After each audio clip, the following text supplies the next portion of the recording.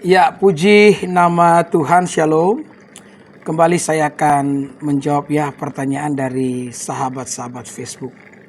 Ada yang bertanya begini, Pak Pendeta, bukankah Yesus disunat? Lalu kenapa orang Kristen tidak disunat?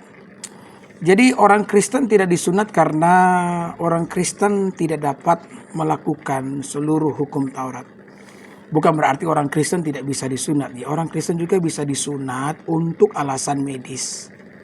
Tetapi kalau untuk alasan teolog demi sebuah keselamatan, maka orang Kristen tidak perlu disunat. Kenapa? Karena kalau orang Kristen melakukan sunat untuk mendapatkan yang namanya keselamatan, justru orang Kristen tidak akan selamat. Karena ketika sunat terhisap di dalam hukum Taurat, maka sunat tidak pernah berdiri sendiri. Sunat terikat dengan hukum-hukum Taurat yang lainnya. Jadi hukum Taurat itu kan ada ratusan, katakanlah ada seratusan atau 100 hukum Taurat yang walaupun kita tahu ada lebih daripada itu. Nah, kalau kita menjadi taat terhadap 99 hukum Taurat, kemudian tidak taat kepada satu saja, maka kita tidak dapat nilai 99, tapi kita dapat nilai 0 besar. Karena satu kesalahan terhadap satu hukum Taurat dianggap menyalahi seluruh hukum Taurat. Jadi Yesus bersunat karena hanya Yesuslah yang dapat melakukan seluruh hukum Taurat.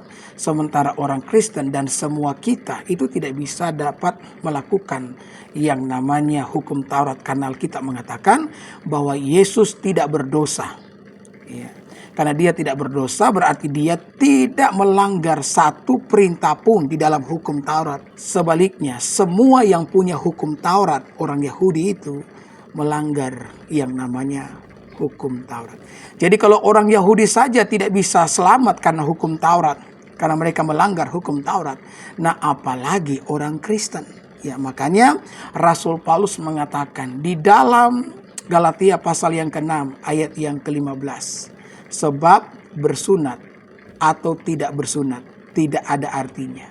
Tetapi menjadi ciptaan baru itulah yang ada artinya. Terima kasih atas pertanyaannya. NKRI harga mati. Tuhan Yesus memberkati. Shalom.